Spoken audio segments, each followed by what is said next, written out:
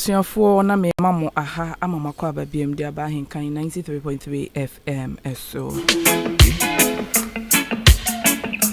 Ebre edru se yedi Apomoden ho nsem mapa ebre wo eno nti no frɛ obi na obi mfrɛ obi no obi nso mfrɛ obi na munyina munsim konya na munti Apomoden ho nsem mapa a yedi ebre mo fi Ahenkan 93.3 FM eso no.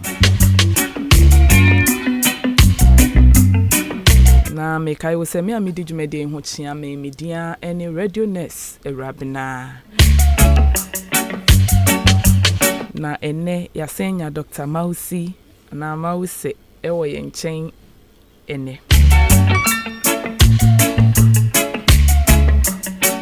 emma na waje me so se emma ewo baby awo bia ene eye emma eda ene emma ye ndie ena epuei enu ntifre wo bi se de medi kan na sanfre wo bi ne Dr. Mausi oye gynecologist na wo sign eye obstetrician ai ono emma ho nko na wo hwe ofi Comfanochi teaching hospital na waba beka yensa wa ha last week ye ne twetwe nkomo ene nso wasan abeka yensa aye ne no san behye ade foforo afa emma ye memu ohaw ayenya ewo ye memu ene no ye ba behye vaginal discharges and discharges because ye behye ensu ahoro egugu ma bebre no na de ban na husuo ebia ne ekire eno enene ye ne doctor ba bedwendwen ho eno ntinu so ye oba na watena si na watie fisempempi no ye de complaints bebre ene ba obi wo ho a wonim se ye normal se nsuo begu oba na nso ye wonsuo ene ye wonsuo ye wonka ne ye wonka eno ntinu bomoden anatena se nati Apomoden ho nsem mapa aye de ebremu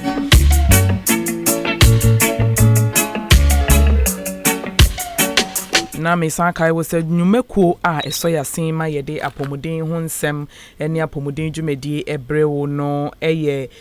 Jubilee Hospital ena Divine Victory Hospital wominu ene so ya sen ma ye de dwumedi ebremo na me kai wo se yare se ye medical condition se obeko physical OPD physiotherapy surgical procedures ni nyina wo de wani kire Jubilee Hospital ani nyina no ye ewo ho doctor nso aba se ye gynecological issues bia wo betimi akono wakohu doctor se ye cesarean section bi na ye na wanya complications se ye wase ho no na wawie wanya complications se wo se wase abie se wawode no na okoto na eyi ba ni nyina wo call Jubilee Hospital doctor wa ha for the next 1 month isemzo wetwa na wotwe ntaka na wotwe miensa a wode wa ha wode hwe saa ohaw ni nyina enu ntino so ye oba watenka ateko wo ye bema watenka ateko wo ye oba bema na maware na awo ho ayeden ede amamwa doctor na djuma wodi ano no an wo beboa okwan bia so nyame na doma wo nso wo ne wukunu ana wo yire mo bewo afamo ho afamo ba ohaw biara e wo ho bia doctor ebehwe na waye nhwehwemu bi ese na efata na ne esese ye ede mamo bia no yaye ede amamo nti bomode na wotwe edi anim ya de kɔ ne miensa so no fa wani ekire Jubilee Hospital na kwa Dr. Mausi ewo ho emoa bi a wo hia bia no wo de bema wo mepacho aya me misa se eye free ene free bia eni ho nti kwa no wabo ho kakra na wa fiska kakra e de ato ho ayi wo insurance nso ana wafa na emum wo hawo no na ebe kire wo kwa nuru bia obetoto ne ayi wo betua bibi kakra nti kwa na wa fiska e de ekita ansa no akwa ko hu doctor na senenso ne dai di kan a wotie dwumedi dia ye fiada bia donko edikosise no mienu ebebo apemu ene edi dwumedi ebrewo doctor abeka yensa ntintempa na meko studio B na makoma doctor akwaba doctor mpacho mema wakwaba ya minua mpacho mejide se oho ye die nyame adom nyame de nkwa ache yen na ende ye ho ye pa me ye sure se etiefo nyina so ewa Apomoden kama na ento ase ye ye discussion we na ya Apomoden na sanso ahemu kena okay yo doctor ye da say ye pa ebusiafo Dr. Mausi ena mote ne nka no enti se de medi kan ne no ye ba behwe vaginal discharges na ne di kan ne mebisa doctor say ye ka vaginal discharges kra na ye de ba de yo me da say enti se uye obai die senia Nyankopon ebo oba yemu no Nyankopon ebo no se yemba no sebi akoye se tokuro na wo hwe sa tokuro we mu a Nyankopon ehye da bɔ no soronko a breni a bribia no tokro ni tumi bɔ no ane ho ban tokro ni tumi nua no ane aduane ma ne ben se tokro ni mu aye fi a no tumi prapre mu e ma ɛhɔ yɛ ahomte ɛhɔ yɛ kama ɛhɔ yɛ attractive na wo hwɛ saa tokro ya Nyankopɔn bɔ yeso a utumi hu sɛ tokro no kata embue ntu hɔ saa afei tokro ne so utumi hu sɛ honam wɔ so a sɛ unyi du mpempenso bi a enwi eba so ne nyinaa ɛbɔ saa tokro ne ho ban die nti a akata ne sɛ Nyankopɔn pɛ sɛ efin bia ɛbɛyɛ den ɛbɛwure mu sɛ na ɛbɛyɛ a biri na biri bia no ɛhɔ bɛyɛ kama na sɛ na medi nkankan sɛ tokro na abɔ ne ho ban no nti sɛ efin ɛbɛ mu anaasɛ nsunsuanso bɔ ne bi ɛbɛ mu a tokro na tumi bɔ ne ho ban ɛwuro saa efin nyinaa egu ɛba in the form of say nsuo ebegu oba a yɛ friend say vaginal discharge nti oba ya wo ofe wo ma me yam a kosi sɛ obetwa bra apa ho utumi nya vaginal discharge nso ende ne yɛbɛhwɛ deɛ ɛyɛ ne deɛ ɛnyɛ na ya ka ho asɛm me pacho yo Dr. Medasi ye ebusiafo na me kai mo se ye stream live wo Facebook ko search for Ahenkan 93.3 FM ne capital letters okwa obi ho me ni doctor wo kama na we leave comment e wo na wasan so ahye na obi nso enya so emfa so and se ne doctor edi kan eno no an tokro na ye djuma bebre enti no ene ye behwe Dr. Mpacho wo discharge si ebi ene de we he ena na hosuo no etesen ne nka no etesen ebeye den na mehu se saa ensuo ya ebe yare bi edi akire anase ye normal discharge yo medase inti ye fi ase no ma me fi ase mfi de eye normal okay inti oba bia ensuo betumi egu ensuo na ebegu a eye normal no eye clear enhyede ni color say ye yellow and ye blue and ye green a clear fluid and ye white and so and shedan ye white sa akoye ne ho krojin kakra ebi o white to me ye white kakra and am say senia inso no betena ho ache ansa na epue no na ye bekire senia ne color no ebe sesa but generally no ye clear afi so endorse bebre embroso endorse embroso a ebeka say we use pint liners and bibisa we to me ashe normal pants with a normal discharge afi so sa discharge no enkeka sa discharge ne so eba enye ya sa discharge ne so moja enfra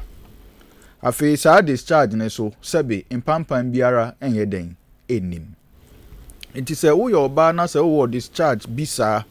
eye clear and should any colors runku bia impampan bi enim enye wo ya enkekao ni adea ebetumi aye normal vaginal discharge okay na ye wo situations bebre e wo ye ni pedue mu a ebema wo normal vaginal discharge ebi ni say senia Nyankopɔn bɔ oba no utumi say ubenya menses okay unya menses wi a wo betu kosua obroni fra bi say wo be ovulate na emba bra mutu kosua no utumi hu say wasensuo no esesa eye troka increase kakra okay eye normal nti oba bia enya saade no Nyankopɔn bɔ ne say eye troka sa na say ekosia be ma no hunsuo na ebeboa ma be ma ne hunsuo na etumi etumi kantentem akọ fanyin aba nti sa na Nyankopɔn bɔ no nti eye normal afi so mba bi chima wi a utumi nya discharge kakra eno so ye normal afi so sebi se woni be ma edi impemu agora utumi hu se sene ana wasenso ti no enye sa na eti esesa increase kakra nti we nyina ye normal discharge a ewo emba ho afi so oba bi a wo be ye exercise bia oba bia wo be go under some stress obi wo ha o twi bicycle o tu mirika ne ade o tumi hu say o discharge nsa da ne de ebe dɔɔso asen senia ebia wo ti fa akora onye den onye hwe nti we nyina eye normal discharge a ewo emba ho na saa discharge akora ya wo ne foforo krampo etumi nya bi nti ebinom de omumba beba hospital so me ba we ye wo no 3 days ni nsu fita efinase ba de ma ne ba ne sa ne se akora ne wo omame yem a omame ne hormones no ebi kọ akora ne mu nti wonya twa fruma no na sa akora ne pua omame ne hormones na ewo ni mu no ye hu ni se omame ne hormones no ana ema ne chima eno ana ema ne nya discharge ni ade nti de aka wa akora ne mu na edoso no ansa na ebepue no na ema akora no so onya discharge se de oye pani normally no ye ma eduro bia akora bi o ha wo ne foforo kra oye oba to me menstruate etumi de neighbor hospital enye yare enye bibia wo ma ne be 1 week a obo se na ni nyina den eko okay afe ye nyin no nkora ni nyin no childhood ages no omo ta anya discharge okay na ebetumi abase akora ni di agro bebre ni ade obetumi obebet fie bia na ne pant afọ kakra ba se eye clear se ni amedi nkankan no pampan bi enim moja bi enim ni ade dia ebetumi aye normal but ebe hia se etiefo ebe ma ye ni akọ nkora ne ho in particular because bebre na wo ho na bibi foforo so ye den ekoso ese wo ma wadwen ekoso nti se oba efi school aba anase oba akokrom aba anase oba kodi agro aba na se onantiye anase ne pant mu no de ewo mu no dos no do anase wehu moja ana bibi wo mu a se wo hwe nase na wo make sure say bibi bone bia enye den ento akora no ebi so wo ho a na efi yen ya awofo no na ye ma nkora no enya discharge ebi ni se akora aye bone kakra na wetua no akora aye bone kakra no de akekeduro kakra ahye ho em se mre bi etwemu yenya akora bi na de bia ye de ba confirm no say or discharge ye hwehwe mu a ye ma ne duro enko nti da corona esi da bi we de ye de ne be ko theater na ya kohwe na se himfa na efiba ye ko ya asa na akekeduro na ehye ho ni mama de akekura adra hye ho ma ne refi kra ma mfie bebre aba na akekeduro no hye ho na eno na sebe e man no discharge no from time to time enkora bi so ha na ye worms okay nti worms no e won etu nti de bia na otiti ode ne nsa hye na se nti ne nsa na ode be di agro ode be didi ni ade no efi na e won nsa on de bia na e kọ na se na afei fa discharge den eba nti enkora so etuminya discharge say ye ma ye ni ekọ ho na ye hu say ye normal ana say bibi boni bi ekoso nti ye fi enkora ne ho no afei ye beba yen impenimfo yen ya ye boy embra ye kone ye ba se unya discharge wo be ye den hu say we ye normal we enye normal da senia medi nkan ekan no oba wase ye wo de obroni friend say microorganisms ye wo mwa nkitinkiti bi a wo mfa wani hu na se uji oba sinso kakra na wo de share microscope asia sambo ne bebre I say mbo mugu achimota forest bebre nkrani wom mbo bebre but sa mbo na omo oba na se no omo bo oba se ho ban nti obroni friend lactobacillus ene mbo nkitinkiti bebre de omo ye ne se omo bo oba na se ho ban se na be ya efin bia yare bia entumi eden enkoho na ye wo enyeme bia ebetumi ahasa mbo awe ewo ho na eno na se mbo no entumi endi omo edwuma ye ewo ba se ho na fe wo start yan discharge into one of the commonest cause of vaginal discharge ewo ba ho ne se oba ohoro wase dodo ye se oba ohoro wase a wo di nso ebe ohoro wase yemfa nsuo no enwura yasimu emfa semina no enwura yasimu obi etumi ohuru na se hu nsuo nyina owia no de lavender spray ho wo yesa no na wuku mboa ni nyina mo bo wase ne ho ban nti se wuku mboa ni nyina e bo wase ho ban na afa de we jai wase say infection anye den embra ho nti oba bi wo to mu se de bia oba hospital na nsuo gumi utriti enko nso habit e wo ho nti sebe oba de udware a wode deto kakra gu nsuo ma na se intine kakra gu nsuo mu crowd fa wase eno ano no eni kwan se nsuo no ewura wase ekowohoro emboa na ombebo wase eho ban afi so ye womba bebre wo ho a omo de nyema hyehye o mase asema be kan fa akwara ye hu ebi atu opani bi pen okọ secondary school de bia na onya discharge de bia utriti enko nti da kura ise da bi ye ntwa scan ti ye twa scan e se na wodie na no aye se bibi fitaa bi wo ho o se okay and ye enko hwe se ye den na ye de ni ko theater ye de ade hwe na se ye hwe ya utum se ade keke bi wo na wodie na no ye ya na ye twipue ye minu aba Uni madene acrylic nail. Wow. Inti eto de bia na enyeme bia yankasa ye. Eni nyeme bia wo de be hyehye wase etumi ekofa discharge. Problem de ba. Edeba. Yes, nka doctor ye hwem kro ba kra nails hyehye bebre na enye. Say de wo de be hye wase de. Enye. Oh. Na afi so ye wo emba bi wo ho a omununum ndro basabasa especially antibiotics. Okay. The antibiotics they wo yare na alcohol hospital na ye de ma wo. But obi wo ho a o yare na alcohol hospital ye ma na edro we a na wesua. Nti o training na se bibi ye na wakoto red and yellow. Na wakoto red and black. Na wonom sa antibiotics no eku lactobacillus na me se ebo oba wase ho ban no. Nti de bia wo nom antibiotics unum krampo nwie 3 days na we jai next time 5 days na wa nom 2 days na we jai ni nyina no na ekumwa no na de bia unya discharge eno so to me ede discharge ebre emba. Okay. Na fe ye wo yare bi wo ho a e wo oba ase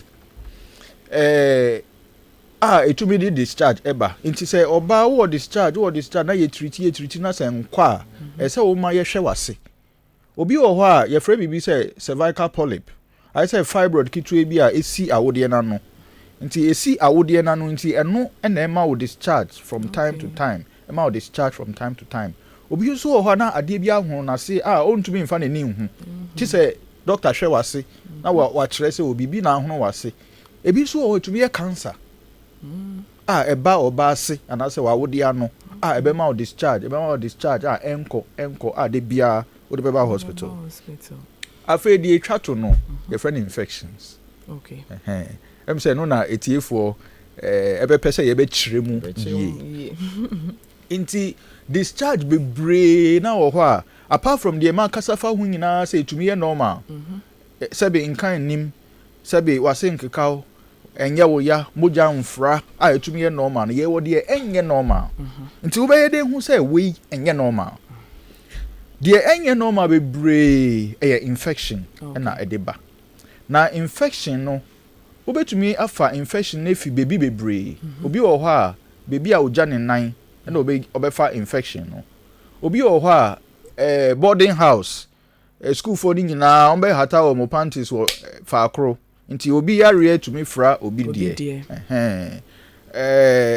baby a wo be ne nam wo betumi afa infection kakra eden efi ho ba bebre na wo ho 90% ndamo infection nti yenhwe sa infection we na yenhwe se san na eda ne ho edi. Okay. Ye bedin kan of cassava candidiasis eya ye ta friend say odepua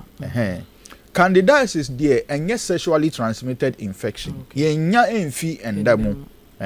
oba bia tuminya candidiasis the trend say aboa na ye friend candida na eno abi na won se fufuo mu eno abi na ye friend yeast ye de tu brodo it is emboa no ewo baase under normal circumstances but se bibi ni na se uko hasa emboa no pe na afei omo start enyini bebre nti ebi ni se utumi fa candidacies ni fi baby ebi ni se un se nsefufuo yeast ni ade omo pe sitire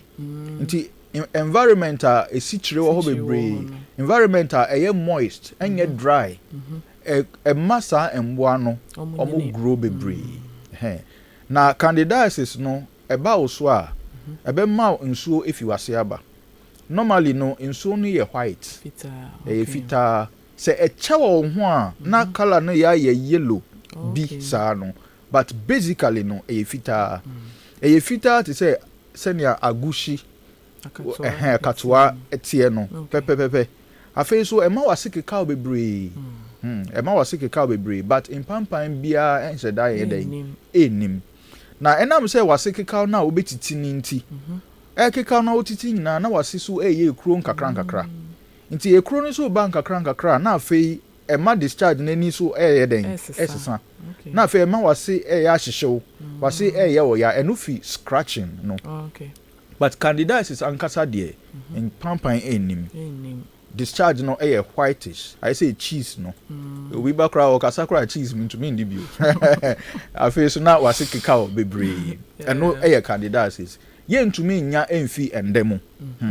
na de me pese me kan etie 40 ase ni say ya na say wo discharge na say wo call hospital a say na wo be kan no wo be kan say doctor me pacho nsu fi mase eba nti doctor na say say obebi se bisa na doctor na hu say o say nsu we candidate say na say ya de foforo but ya na de ye hu ni say nipa bebre ba hospital o say doctor me nya white say wo ye ni sa na say ebia bibi na say doctor ni so nya abotre an chirechire mu a de bia na ye ma white eduro so enkoda nso na bia na ya de foforo nti normally wo ka say nso ogumi a ye bebi sa so etisen na fe ye hu yare a de sa de no eba nti eno ye candidiasis na fe ye wo yare bi wo ho a ye frɛ no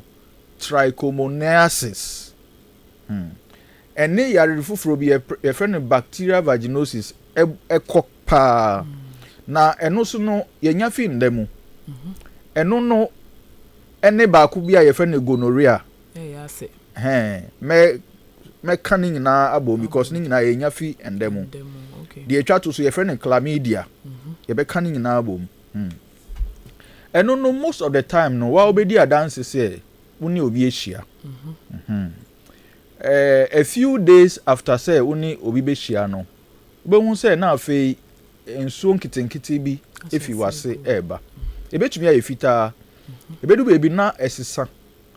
na saa yare amabobo din normally discharge no yellowish ebi wo ho na ye brown ebi wo ho etumi ye gray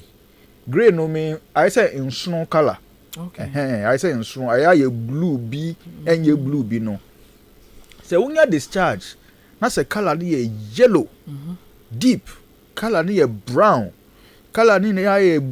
blue green beach ash color bi anase moja fra anase eye wo ya anase impampan ewom ba ku bia ye friend bacterial vaginosis no impampan no ano ohye and most of the time say wo so a uni be ma hye wi na impampan ne bapa afei so eno impampan de ano ohye sebe akoye say otutu nam sa scent no eti fish scent nti say oba hospital na say doctor if you are ye betumi hu na ye hu edura ye de be ma nti say discharge no eti say dia enye normal afei so say wo discharge na say wase ye wo ya ana say wa ya se ye wo ya che say discharge no fro akosoro no ana say wo dwonso a ye wo ya na say wo dwonso tentem kakra wa dwonso de che say infection no wase eno no abnormal discharge embeme mu no na embema no enta nda wo ho edi ntem sen oba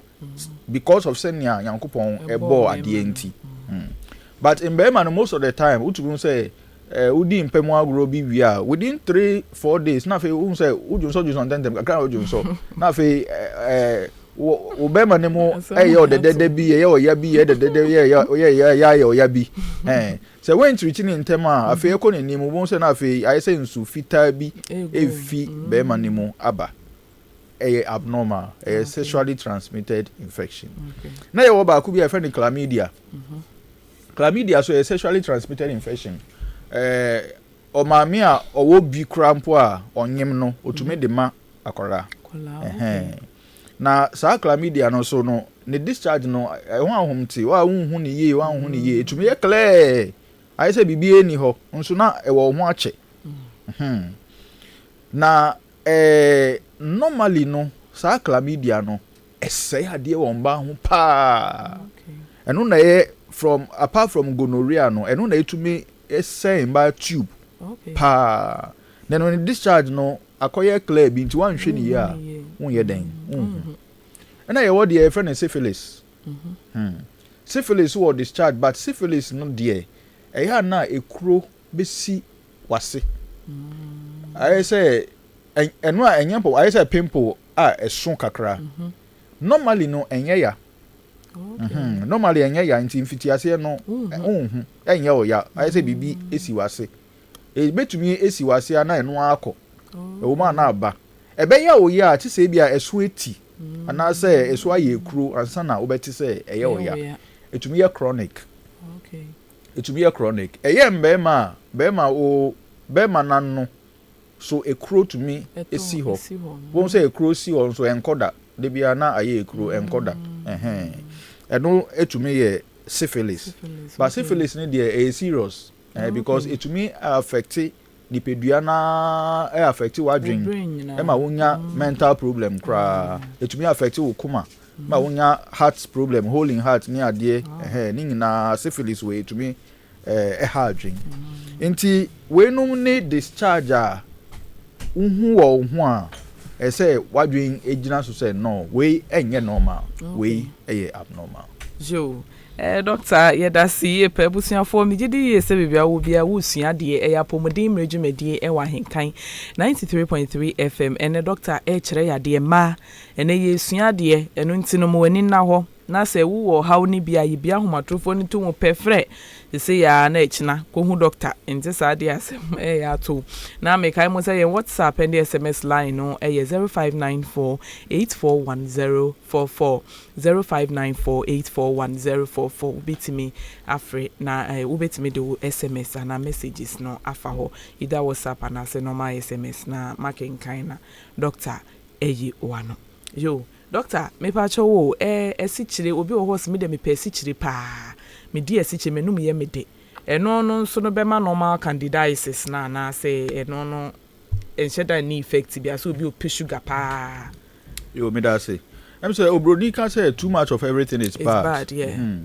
nti ye nche ye hu kran say wenum ye ode nti na wo di esichire bebre because me din kan kai say esichire e ye medium bi a ma emboa enyin okay nti ebetumi ama wenya candidiasis because of just eating too much sugar nti ya na ye mba ba you anketingeti a yetiti omukura ya na ye tu omu say me ndi sugar bebre me ndi sugar obetumi ya candidiasis apart from that ya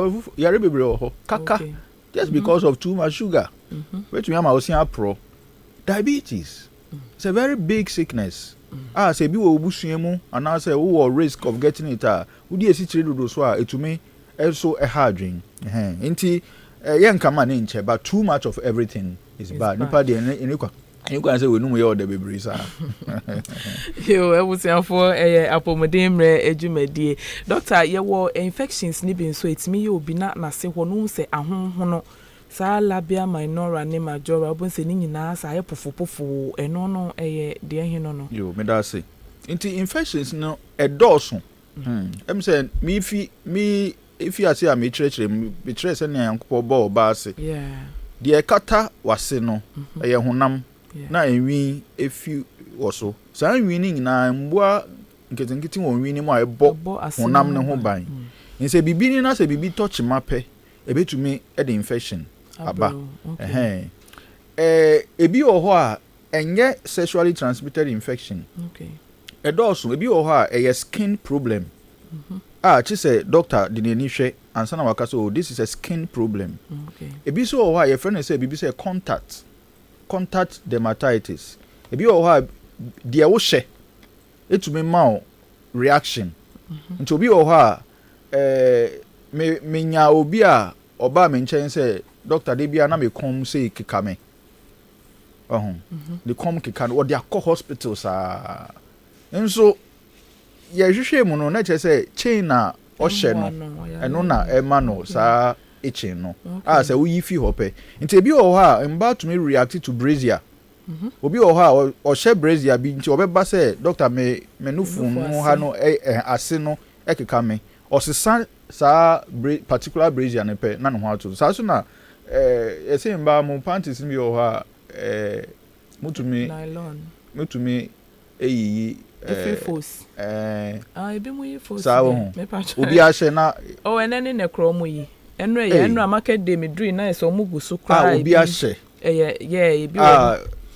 ya craft ya broche na ba do aya na mostly wutimi nya store reject but no ne no so de omo ahye no ne do so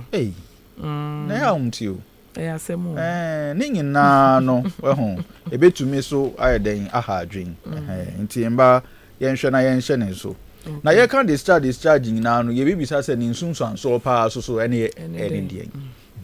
ne nsunsuan so bebre ne nsunsuan so ba kwa ebetumi de abra se oba nankasa no ebema wa ye uncomfortable nti obi wo ho a nipa mu krampo no anhwe ne ya na nani efi ne ho so na o scratch tibetumi ma wa ye uncomfortable se wuti classroom krampo na wusua de a etumi ma wo lose concentration because baby nko ye nti na wadwen ewo ho wo so ho nti e ma oba wonge very comfortable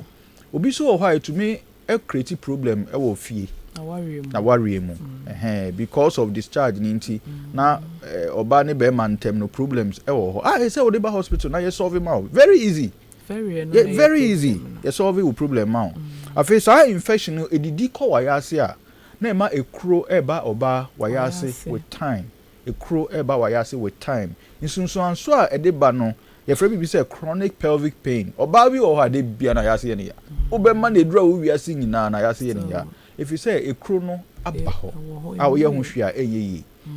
afi so tube na akohua ne be fam no say sa infection no ekọ na say ekọ block sa tube no a ana say ekọ say tube no kakra eno na ema mba bebrenya ectopic no tube na say na fe wonyema na nyinse na akọ cut tube ni mo ntumi be to awodie ni mo na wonya internal bleeding esi wonya ectopic say tube no ekwan ni sikra na fe de nyinse no emba bio ebe cause infertility nti sa nyeme nyina yensunsanso boni a vaginal discharge binoma sexually transmitted no etumi de de brain nti ye baby say na ye be any den ye free baby say prevention is better than cure but ye be fear see if cure na ye dey call prevention nti normally no say oba hospital na wo complain a doctor for your kwan a ye fa so a ye bisa na ye hu de eye opote nti normally ye bisa won sem bi ye betumi a trade ro kaka ma obo say na den eko but discharge ya trade ro ma ende ochna ya trade ro ma wa anko no e be hia say sa discharge no ye de be call lab na ya hwe say ye den ankasa because obi o ho a ne discharge wo trade ro ma no na discharge en ya no eduro no but lab no etumi ye test be a friend culture omo to me jiwase nsuo na mo hwe say eye report ben na ewom afi so mo hu ya report na lab ri betumi a kire say draw poti sei na wo dey treat sa yare na ebe den ebeko eno no bo say wo dey ba na say doctor dey ma wo say draw ni pe na ye den eko ebi wo kra na ya bomb belt e dey ma wa na ye draw bi a ne bo den dim bia afi so mi din kan ka say discharge e ba enko no ebia na bibisi wase ebia na cancer bi tita baby nti ebe hia say doctor ne be hwe wase enkora krampo me ka say bi ho betumi akeke duro betumi ayehwentia te be hia say doctor be hwe wase na hwe say dien na ewo ho me san so ka ba ku bi nkyere ho ha mami bi ba me nkyere obu edia achepa so doctor nso gumi ma ba na me say okay koda ho na yenhwe me dia share mami na some say I say adie di din bi ho nti me hu ikra na me dwi say cancer na me say da bi mo ma me nhwe e na me je e fa bi say artery forceps na me de kan de na me so adie no enye di din e soft na me ye say de me twi pie na me so adie na eba na me twi pie nkakra me twi pie ya Niaba. Ba mo a unti Yeah, dream. How ni ma dey? Kwara socks. Kwala socks. Unti bi da ho. Kwara socks. Na se ho achi na se bi empampanya na ba. Pacho no e da de. Nti me yiye. Na me di tre ma me say mami, ade am twi fi wasi ni o. Na we swear. Na so doctor me nim, na so who nim dia eye. Onim de ye ko she ho. Nti eye. Who nim dia say doctor so dia wo ye de. Doctor so. Nti de hian say de ye yi. Na say ma fa na say ma ye de. Eko. Nti ye hu nyema bebre. But de hian ne say bibi ni na say we treat em kwa Fako hospital. Na ma yenhwe wase so. Ma yenfa discharge in lab. Na yenhwe say eye den. Betumi aye cancer. Betumi aye bibia. Na for prevention is better than cure. Prevention there. Yeah, discharge ni bi wo ho a wo ye den a ebeba. Yenfa say oba wanyem. Onyem a wo discharge there bebre ebeba. Ana say wo ovulate wo discharge beba. Candidiasis ebeba. Wonya ho hwia enye ye. But there obetumi abo ho ban no. Eno na yedi nkankan no. Wo abuse eduro antibiotics anyhow. Besusu se ne awodi adokodoko de. Afi so oba ohoro wase a, ohoro wase ni mu emfa detol ni ade enhye wase ni mu. Afi so umfa wonsa enko wase bebre. Oba bi oha obetumi aba say doctor ma wode na no ekuro oho. Because na me say na wa wode na no ye den ko hu ye bebi a ehye no. Eje say bebi a ne nsa be kwa ko wura no. Ekwan wo ho nti yenhwe na yenhye san nyeme nyina nso afei personal hygiene say oba wo si wo panties a wo be hata we wie mu na ewia ahye panties no obi okra wotumi to na yare ni nyina eden efim na boarding house a panties yetumi hata ni nyina bom no transmit infections afei de wo be hye na me say wankasa we dia dance say mo wankasa no de mo hye ne to de bia na yende yanka se munko show because yen yama musika se munko to inte ba nse na mo akoto obi dia wa hye da bi ende embe ma na yesi munjai nti emba no munjai ema yen nti na afei ye fra bibi say ABC of prevention when it comes to sexually transmitted infections you see a abstinence asemu mpe nipa nipa na yeden pa asem nti wan fa won ho anko ankoso a problem bia yeden emba so wo hye wo dem a obi amfa ne ntokwa embe yeden embe kan nti ye no ye abstinence ana se bibi ni na se wontumi abstain dia ye se yeden be faithful se wo ne ohun ka foti ho wo ne wo mpna eti ho mundi nokra ema mo ho se de be ya obi nkofa yare embe sa na damfo ana se nnua na afi so condom use barrier contraception and also to me boa ema se bibi ni na se wentumi anhye wo ho so na se ebi ansa wo weni so ana se bibi ni ana yesi yeden she condom na fa bo ho ban se na be ya infection emba ne kra no se eba ma wanamon tutuo no enye ntem enko hospital na yentumi ehu ne ntem na yen treaty se na be ya enkofa problem embro. Yo doctor yeda siye pa na doctor mesan ebisa wo asemwe ene yennuano mo nketo mo SHS even our phone bi kura ka ho empanifo ni bi nyina ka ho ene sa China nro niema bi huhuhu bi ubedu ono omu guso to ankwala ne titiri me pa cho bo ho no kakra ma me na che mayen sunsuanso asa niema na timi ema ode egu ho ama na se ache akwala won woda still wo person na seche me da say em say there's a lot of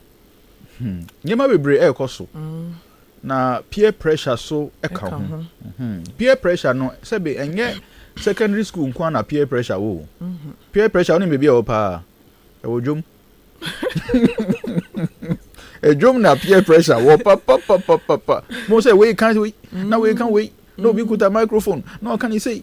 now adwum aye o hey wo badwin say wo de na wo te ho ne de enya ma nti enu nti na ye to nyema ye nyema bebre mpamcho ni nsunso anso no we ho ya nipa bebre ho but bebre ba hospital it was just last month and abayo akitu ebi ba me nchen I say doctor masikwan yesi I'm say young girl you're about 20 years old I'm so aden na I say afei na we share obi a opese one netna nti ade no mo kon ho no mo ndwumi anye nti na afi adane how na say omo de ba gynecology so also doctor me was secondary school no ni seniors so omo de ade bi eti sa aba so wo white na wo de shewa se a ebekọ nti ono o de she na se na se ye ekuro da se ye ekuro na se no ekatare ye nti wa starting na ade no enko no na odwen say no na akofa sansu no bi ayeden abre no nti ya ampa sandro na bi o ha no o hye nti de ma wase ebe katare no eno na ebe ma sabi wo be hu say bi a wase eche but na ese nyema o wase obi o ha na se ne tumi ekasi na ni period o ya emba bi o chi say o ba hospital ma yesan den ebue ma no nipa bebre ye na afi ekuro abomase obi ye na afi infection eba enko nti media anka metufo say say last ye kan wa ha say wo ba o feeling akofom odwen say wase ebue dodo ye wonyema bebre ye tumi ye but eya na ferry enti nkrofo bebre emba hospital na ye nyema fufuro bi bi wo ho a but bebre na wo ho a emboa nti yetiefo ye betumi atwe yen ho efisa nyeme ho na aboa ya Apomoden yo doctor yeda se ye pa busuafo doctor ma ye hu sunsanso e woni ma we nyina ho nti oba wo ha wa doctor se bra hospital wan kasa menko enkonko tutonu enonom emfa bi enhyehyehye ho madachi bi no enkonko fa o ha kese bia emma meto so ya ho matrofo ne 0201944485 0201944485 ana se 0554820910 0554820910 na me kai wo say Dr. Mausi or gynecologist of free Comfort Teaching Hospital ena aba obedi bosome pe e wa ha sei enu nti na ya kwanya kese pa aba beto wankasa wo opona no enu nti no make good use of this opportunity entina ho ema doctor nkomwie na me fra Ahenkan emebisa se mase efri nsuo nti no den na meye bedu na doctor wokọ Ahenkan ha so bia anya gynecologist wa ha sei nti e besere mo wo ha bia na wa fre doctor wa ha idie wo fra doctor no be kasa na wa kire wo baby owo na wako medical crack and Jubilee Hospital na wako ho na mo bia e wo se doctor e de ma wo no anase wo de boa wo no o de aboa ma wo nso watimi asi wo mamu ebiem ntisa e ha adwen ye pa e de wo ha bebre e na eba 0201944485 0554820910 ye friend tema na doctor yitimi eyi nsem ni nyina no entem oye be ma na wuti abetimi afre ebisa ma wo yire anase wo mpena na doctor eyi ano e de amaw o ha bia wa wo hwa tete wa wakon enko no fra na yetimi eyi nsem misa ni nyina no ententemansa ye bere no aso 0201944485 0554820910 Franchia ne wa Apomoden mebisa wa Apomoden na wageme so se ewo me a mensem enu nti ebre aso se ye fa afrefo ubetimi afre na waba dwumedi eso na Dr. Mpacho wo MPP no ye manke to yi titiri utimi ho batan bi pa na samana wode atwitwe ne nsa ho akwala keto wode kwhye na se ahohoro na se ama abofra no me Pacho ho no so tuo mfo wadi kan kade but obi wo ho a wan mo so akwala ne ntino na dwen enhye da enni so samana ye de hohoro nkwala se samana yankasa mpanifo krampo ye de hohoro yase ho me Pacho nti em se yedi nkanka nti yebesan so esisu bio se sene Yankopon bo obase no se wa bo manakata nti eni kwan se bibi wura ho mbom ne efimba ho a eno awo ne sene atumi ewohoro efi no ema no ye discharge nti once a wodi bibi ekoho de infection wodi infection kwa na wodi koho yo abusiafo wasumu a 0201944485 0554820910 0554820910 ubetimi afre na wode wasembisa aba doctor waha obeyi wano na won so wakoma ato yem doctor ewo Jubilee Hospital Apomoden adwumadie adwumakuo bi na eso yasen Jubilee Hospital na Divine Victory Hospital na eso yasen ma yede Apomoden dwumadie abremu nti se ye wo haw physical OPD upese wo na ukotena OPD ukohu doctor na ukan wo haw kire doctor uko Jubilee sa mo wan nyina ewo ho se ye bibi na ahono wo se ye surgical procedures upese wo na ekoye operation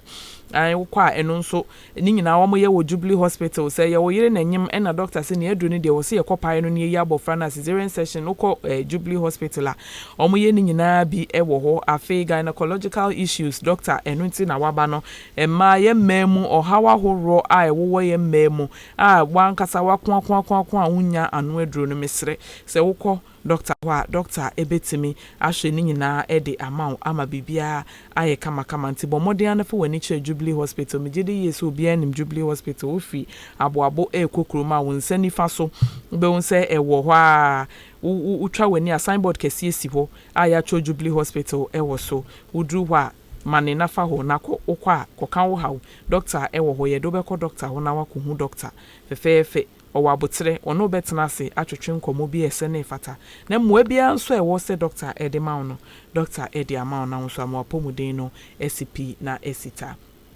0201944485 0554820910 minkrofo we say ya afi about 2:30 no na afi na frɛ na hyase mesrɛ mo yɛn frɛntem na doctor wa ha wonyin nsɛm misane nyina ano entem na obia ntimi nya muaye ema na sementwen a ma ebre no enye be ansana wakofre aba ebasa ebedu na doctor eko yentimi enyi wasembisa no ano emfa ema yo eno nti no yeguswa etwen afrefo no se mo befre ede aba na wode wasembisa aba 0201944485 0554820910 0554820910 0201944485 ubetimi afre na odiaba yo yeguso etwa afre for Dr. Mpacho mesan aba wo na mebisa se mesese obebobo enwuma a wudi enema a woye ni bi na ama etiefo Mpacho yenya afre for bako ewa ha. Hello Mpacho, good afternoon. Good afternoon. Wapomoden Me nsem Mpacho odin ni baby a ofrefre me mebo me kasa free dance school. Yo Mpacho yeti Me Pacho me de na ya na rashes na egusu bata ya na kama ye mi ya. Egu eso ana egu ase. Makoto MS ointment. Ba so e woman so na san aba. Me bisa doctor say no so ye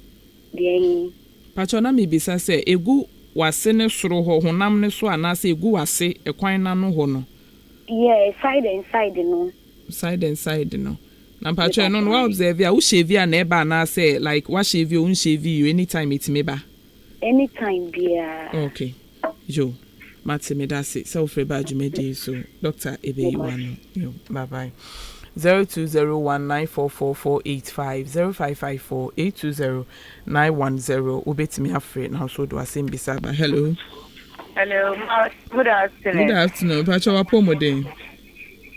But then my better from the system of country. Ewo me a mensem. Ewo me a mensem. Pacho odin ni baby a ofrefi. Me am Pacho, me din dey see me kata si nkwanta. Okay.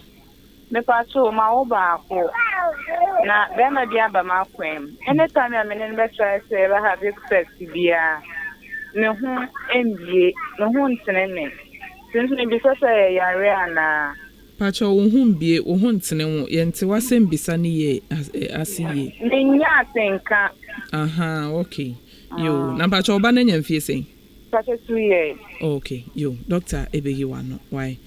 Eda se se ofre badjumedi so 0201944485 0554820910. Ebre na nie doctor okwa ahenkan ha unyayen emisa ebiem enu ntifre. Na fa wasembisa bia ha o efa emma ho emema yare ye enemu yare doctor wa ha obeyi ensemisa ni nyina ano ede amamo. Dr. Mpacho menya message bi I say good afternoon. I say I've realized I had syphilis when I completed SHS. I feel shy to let someone know about it. So trying to get medicines but hasn't resolved yet. And it's been 4 years now. Can it be cured? And for how many months can it go? 4 years now. Syphilis. Okay. You, why would the message by Dr. Ebe Yiwano na emwaye bi ewo biano or the amount? Hello. Hello, Mamines. Papa, Apomoden. Me am Mpacho udini baby a ofefi. Bajo free mubin. Yo, bro be mpacho it you. Doctor Bajo, I'm sure I'm for my and in church and what's running in Israel. Now, I'm not doing it. Doctor, any question? Madame Fubiam in the way. Or saying the Dema in the show. Uma and Baba and Anna, the Tayani. Eumana ne show a moaba no baako ye ne ya. O se ana ni go crowd. Go se na what was sorry. Okay. O se ye ne ya triban the fruit. Yo mate. Doctor Ebeyi ano e de ama. Yeah, Yo misumi da se self rebajumede. So 0201944485 0554 820910 0554 820910 ubetimi afre na nso de wasem bisa aba na Dr. Eyano Adiama. Yo Dr. Mpacho na me bisa se wonwumedie na wodi no obebobo so na etifo yo me da se enti me a gynecologist any obstetrician and I'm a fertility specialist. Nti me hwe emba ya wie nyina efa oba wase ene wawodie ho nti oba bia wo wase problem ekọ wawodie ho fibroid se yebeyi wawodie se wawodie sani epue fi wase aba se yebesiesie wase kwan ama ho se bia yate wase mfie bia etwemu na bia ati afem na akọ dane problem obi wo ha se bi oyi mframa akora na afa na se aba ni nyina yebetumi esi amount wo pa wo na wontumi enwo obi o ha wa wo pen nso na emba bio ye betumi aboa o mo a mo pe artificial insemination IVF bibi nti yinse ni ntumi mba kwan bia ye befa so a yinse mbeba no ye betumi ayeden aboa afi so endamo problem obi o ha se ne o kanate nkan atiko obi o ha ni obema hia o se na se aye tight ni nyina yebetumi ahwe ayeden ama enkora omo menstrual problems impenifo ayo menstrual problems obi wo ha o se bosum bia michima mienu we wo ha 2 weeks bia ochima obi wo ha be na wotwe miensa na moja no ayeden entwae ni nyina yebetumi ahwe obi wo ha wo ye family planning bi na ebia wo complain bi bra na ye nhwe ma wo ebetumi abasa enye bibia ebetumi abasa esene aduro no ye adwuma intina wo filisa no se bibi foforo so a ebetumi ahwe na yaboa o e wo sa kwan nyina so yo doctor yeda siye pa me pacho yenua na o se ope doctor number no me pacho doctor number de mesre se wo be ko Jubilee se de medi kan ni Jubilee hospital e na doctor wo enti bomodian na se wo ha obi akọ Jubilee na ko no mo nhwe yen consult ko for eyi general consultation na say hia say obehu doctor omode obekọ no akwa hu doctor why Mr. pa medasi yo 0201944485 0554820910 0554820910 0201944485 ubetimi afre na onso do wasembisa abayiguso a efa afrefo bisa afekwa na ekobo no mienu enu nti no wo ha obi a ubetimi afre na wabadwumedi eso Dr. Mpacho omo afre nti betimi ashase nti sister Mabel FRF oda school nti de mekane say problem bia ewo ho a wankasa wa pressure obe solve enyeye no Fabra Hospital rashes dosun nti be hia say doctor be hu say rashes we eyeden rashes bi so okra herpes simplex so herpes simplex no the rash na ya pa esi won kitin na she nso kitin e pipe nso ne ka honam ne fufura na fufura so asanso esi ho Dr. Mpacho. Hello. Apomoden. I will me amensem. Mpacho udini baby ofefi. Abato medibeki e ka sefin kwanta. Yo, is that Becky etio. So minso na ensuo gumi na fenso no. me menses to me emba eba me va se be 2 months asana aba va se last 2 months about 2 and embedding it is and I was in Shugo nso and means you first need to go neck my sense of campaign but na say ni die ni medo kwa ni yes say die e kofem kora ba o menses na emba no na ye problem but why your family planning okay yo means se bia means fie dia but when you feel say me 42 okay yo doctor ebe you are no eda se se ofre eba jumede so yo 0201944485 obetimi afre em say sister esi free fi nkwanta em say o problem no ebe hia say o de beba hospital ye wo enyama bebre tumi mane eba sa but most of the time na efi psychosocial problems ebe hia say ye betina se na ya hwe say di ntina eba sa no ye o treatment so ho ye free yare bi say vaginismus wa se muscles no etumi wo so to say de wenya obi enya convulsion nti say okoba ma ho pe na wo so esa na be ma no ontumi crampo ye den enko ho na eye wo ya eye yare etumi ehwe ma ho nti say bibi sa ha wa bra afeso ye ka say bibi ntina say watinka ekofo ma you just come you'll be surprised em say your brother ko can say when you syphilis for the past 4 years. I will say Memferry bra hospital and on ebeboa because your syphilis test be okay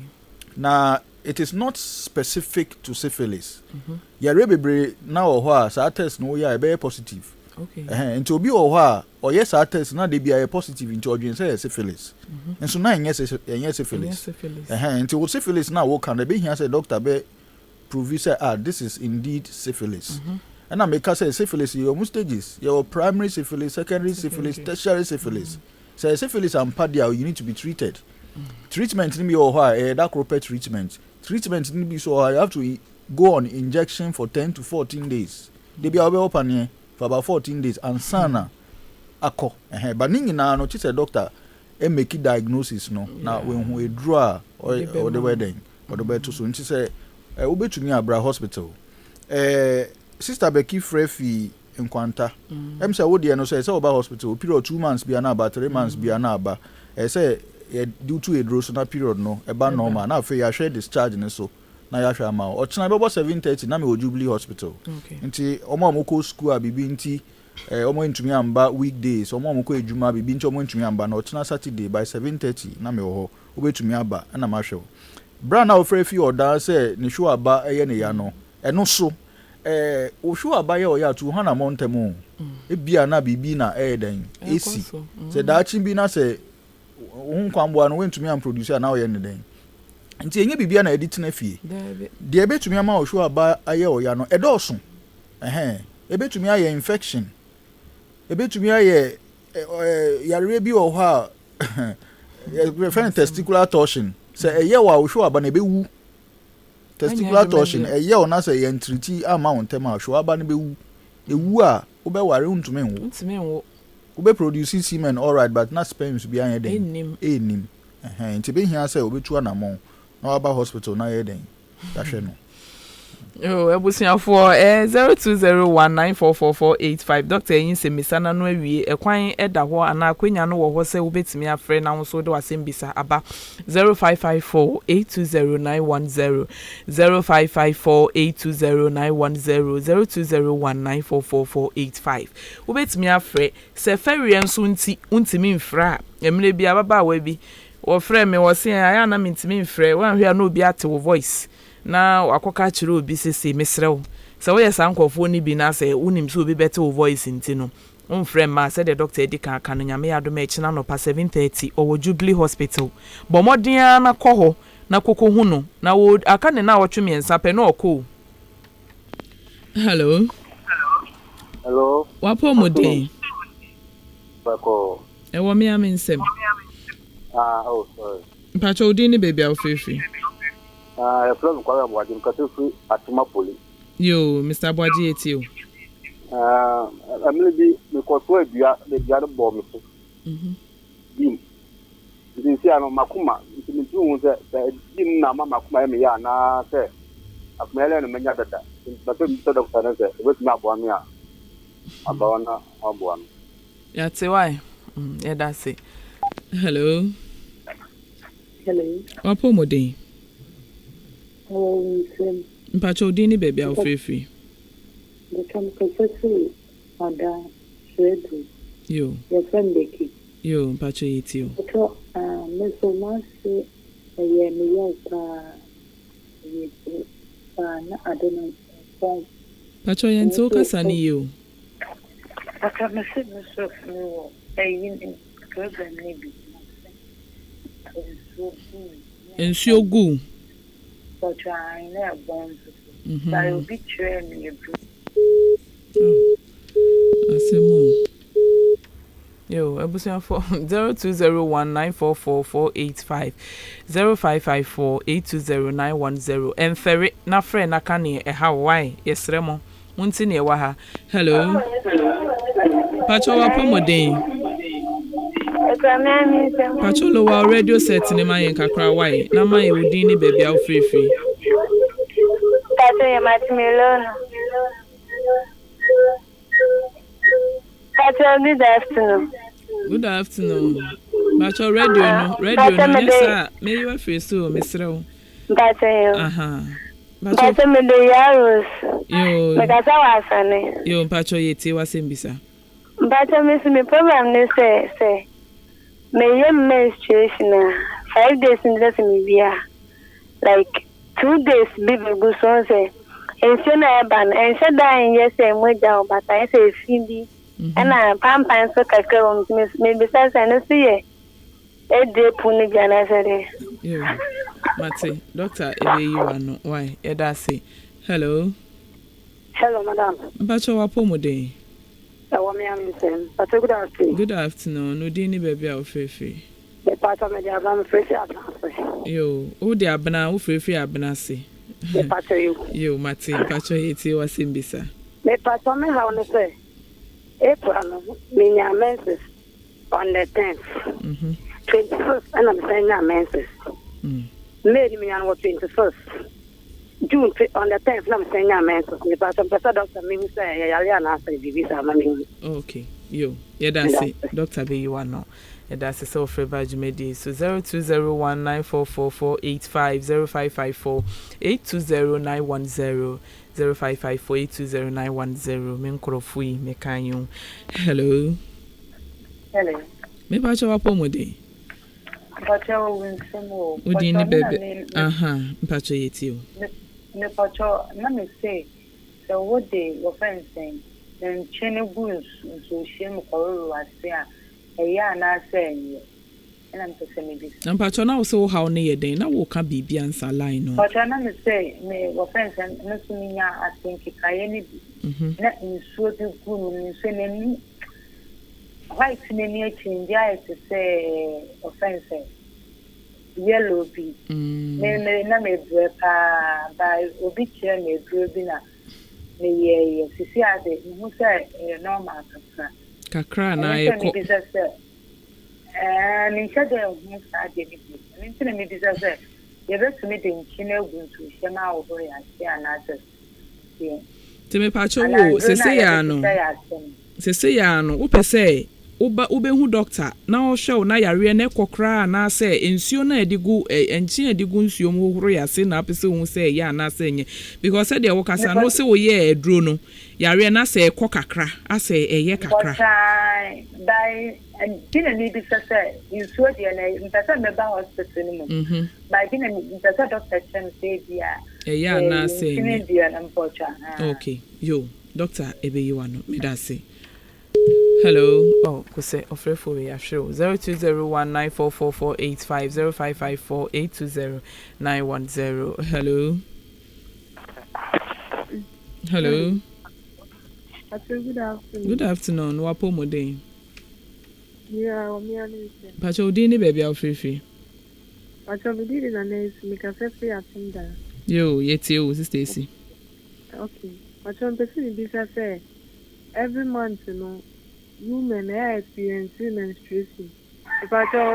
every month they are about with different dates. A normal answer problem. To say they are January about 10th, and it be a February about 16th. A problem and I say normal. Okay. Yeah, that's it. Yeah, pass Stacy. So for badge media F so 0201944485 0554820910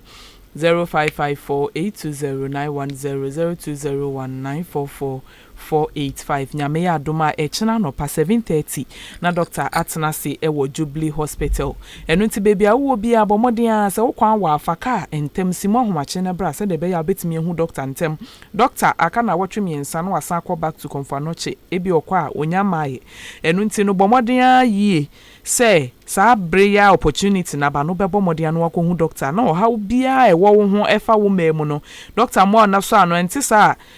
da chi bi no ensusanso e de bebre ono ebedu ono na aye too late yesremo yo 0201944485 0554820910 ai eso ton wo yarea e na wonya ehu aduru se wonya anu aduru enu ntini se wo de fewie sa we ni beba ho so na wase ho nyina se mu de nyina tu ebedu ono wo ware kora wo kun ne nje ntimi serew yo Dr. Pacho frefo my day yen se misana nti your sister ba ko frɛ say onya ne period we a osanso hu discharge nti me din kan kai say ebetumi aye normal so obenya o period we no discharge me ba won say aye pink na aye brown e wo mu ana fe de ejai eno ye normal but say na me din kan na eni kwan say sebe sent ebem okay nti immediately a eye wo ya ekekao na impampan ebem no eno nye normal okay say uba na ye den ye treat you treat Pacho doctor. Hello. Apomoden. Me say. Pacho dini baby au free. Me the man on the order. Yo, start joy it you. Pacho me on say ma wo for 6 months. Na 3 months me 3 months na some men food by basic this me there if you want to buy them this is a program na say wa e di amani this and say wa sanya. O me yo mate medase Dr. B wano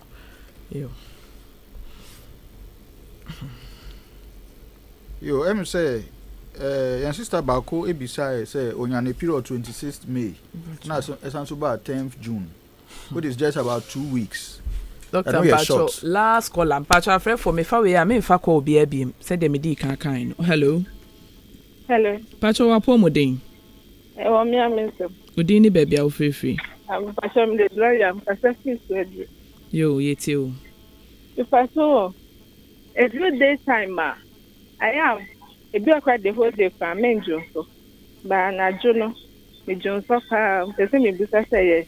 na at that time no monsu this menum betanyi bebresa okay mate Dr. B you yeah that's it tell for about Jumedi so yo abusan phone Pacho enti me fa free bi abiem Dr. Pacho yo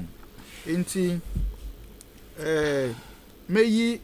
the period about 26 na esanso ba on the 10th ene sister si the na obisa say o period na say about date bia nti ye wo bibia e friend say menstrual cycle nti oba bia wo ne menstrual cycle nti ye see menstrual cycle tre say busum ne mu nyina no nda dodo say na o period e be sanso ababio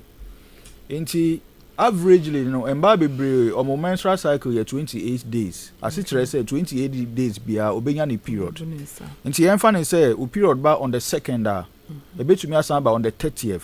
e wo sa busum na mu okay e normal e be say o period e about 28 days bia obi on a period about 26 days bia nti the period ba on the 2nd by 24th 25th na 26 so for asan so about the same month because say which ma mienu but normal okay nti yes menstrual cycle no the average is 21 to 35 days normal nti say wo na oba no kan say da me period e bae kosi da esan so ba ebio and that sen na edantem se wo kan be 3 months and I say 6 months obetumi nya average no wankasa obetumi ehu so 26 days bia me period ba etumi ma wo down ho nso obi o ha 35 days bia ni period be ba nti na period ba this month and next month but she say the following month first week na aba obeka say period na pa ho but uba hospital na ye calculate ya e be kire say normal but say period no amba 2 months amba 3 months na say esanso ba dia eno enye normal ana say be onwo ye onma akora nufu nso enufu nso fi wenufu ba eno ye abnormal say ye hwe say die ntina aba ne sa no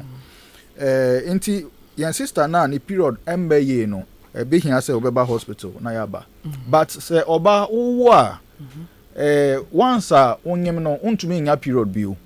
say wo hu moja e bleeding obi o si menyema na menya me period fa ho da bi e bleeding onyema onya period bio afi so say wo a bra wo ma akora ni nufu nsuo no most of the time first 6 months o period no emba obroni friend lactational amenorrhea enufu nsuo na odi ma akora na odi ma ni yie nti eba ho ban ma o period emba nti eno so utumi de family planning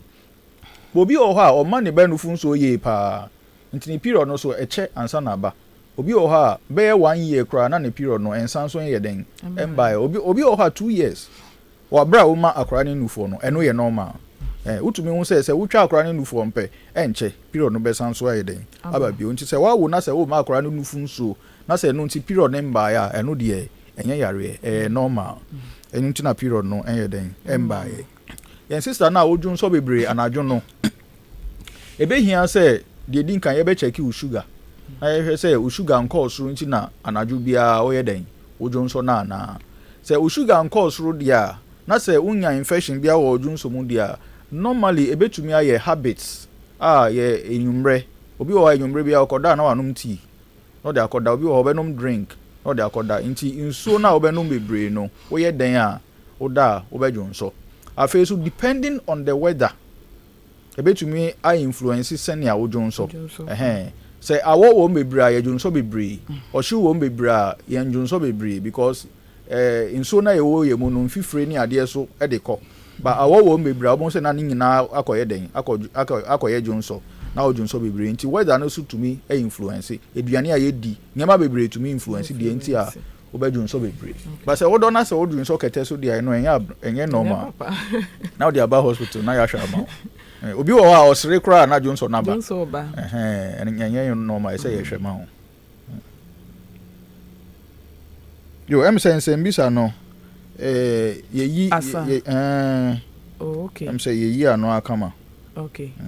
okay pacho sister no free ya no say onya discharge no ase enye white ase yellowish kakra bi enka kakra ewum nti obehia treatment so we treat na enko a obehia so beba na ye discharge na call lab okay I hear say den ankasa na ewum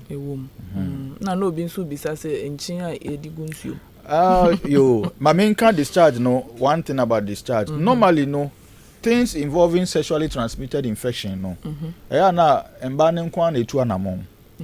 but se bibi na se be ma na etu anamon krampo a obetumi aka kire o doctor because once I treat you na be hia se be ma no so the be ma na grow at the same time se na be ya infection no o de kwa onsan so emfa eden emfa ma until treatment no na be ma na oba no say call at the same time normally nkrofo bebredi nkyene egunso mu edware kra salt is preservative eno emfa yare bia emrew but the can say ni kwan say nso ni ko hohoro wase yo ye da say ebusiafo Apomoden Mmere dwumadi no wasonko so awuti wa Ahenkan 93.3 FM no Dr. Mausi gynecologist owo Konfanochi Teaching Hospital enene ye ne twetwe nkomo ewo Ekuafra Commerce Studio hase na mekai wosenya me adoma ichina by 7:30 am na watena se ewo Jubilee Hospital inti bomodin abia wo bia wutie me bia sa wo ye be ma na wo ne wo yere na etie me na mo problem bi na bibi nti fawie nti went me amfra bomodin asenya me adoma ichina no pa wo be shia doctor ewo Jubilee Hospital wo kwa na waboa wo ho na wafasika no de meka ato aso na wafasika wo insurance nso na wafa wo insurance akasika ne ho na wo de akọ na mo de akọ hu doctor ebeboa na ye nyame adoma bibia how bia wo de ko bia no nyame afa doctor so na wama wadru ama wayaresa no wonsa etimi aka Dr. Mpacho final words. Yo, inti emise ewiabre yesuade bebre yesuade afa vaginal discharge ho de yemfa nkofie ene se owufu bia ese wo ma weni ekọ nkora ho nti se akora enya abnormal discharge akora pants momoja wom akora enanti ye ese wo ma weni kọ akora ne ho na wo se bibi boni bia enye den enko so na afi so nkora no yensusu se yede nyema be hihye o mase yade akeke duro ebetua o moni ade ebi wo ha itumi ka ho na akofa nsunsuanso bonni abre akora no nkora ne bi so wo ha worms nti akora a wotumi se okọ school on concentrate de bia na ne nsa hihye ne to ese odin ba hospital enye worms ni nyina na wokoto di we ma ekọ enye ebi no wo ha ye friend intestinal flagellates obutumi ma otun keka opa but wokoto di we ma enku omo ti se ye ma we duro foforo nti se wakoto di we ma na enkwa ese odi akora ne ba hospital ebi wo ha etumi gi akora ne toilet kakra na ehwehwem ye be hu mbo a ewo mu na ya ma ni treatment a ebe ma na ko afi so ya ye boy embra ye chima ni ade vaginal discharge ahwe hu se ebi wo ho a eye normal ebi su wo ho a enye normal discharge a wasekekao discharge a wasiye oya discharge a moja wom discharge a ne color ye yellow brown blue red whatever it is enye clear discharge a ebe ma impampan abawase eye abnormal se wo hwe na ye treat you ye se ye treat you ye a ebetumi di nsunsuanso bone aba ama wawo mpo daachi nti ye ma ye ni enko ho discharge ni bi so wo ho a etumi ye kokram ebetumi ye cancer ebe hia se unya discharge a obekọ hospital na doctor ahwe wase ankasa na wahwe se discharge na efihi ebi wo ho a na ye cancer a start edi ne ho esuma na ye hu ne ntem na ya sawo yare entem cancer de ekọ enim bebra na ni treatment no akoye de wo ho but hu ne ntem de a yetumi treat ema ne kokra emba wo so ebio enti etiefo enhye sanyame nyina enso